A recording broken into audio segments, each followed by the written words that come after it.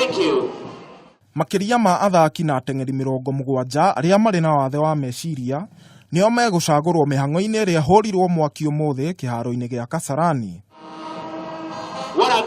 Athaki aya magakorwo magĩtungatĩra bũrũri mathako-inĩ ta mahenya, gũtubĩra, mũbira wa magũrũ, volleyball handũ-inĩ ha mathako mangĩ.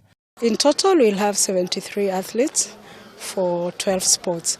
There are 2 sports we are not doing today and tomorrow, golf and open water swimming. We are going to plan for a separate day because they need special facilities. The golf will be done at Muthaika Golf Club in Nairobi, and the open water swimming, it requires to be competed in the sea. We are going to do it down in Malindi. Mathako maya ma Summer Special Olympics mahanĩkaga o thutha wa mĩaka 2 kũringana na imera, mũthia magĩtabanĩrio bũrũri-inĩ wa Amerika mũciĩ-inĩ wa Los Angeles mwaka wa 2015 kũrĩa bũrũri we mathĩire ngonga 13 itiganĩte. In unified sports, a team is composed of 50% have intellectual disabilities and 50% doesn't have intellectual disabilities. But as any other sports, there are rules that guide selection and training.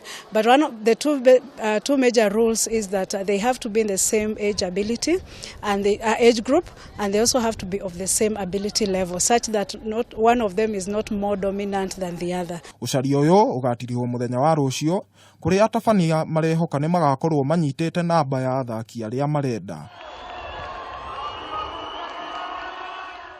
Ngĩribotera Kameme TV, njĩtagwo Gathua Mirisho.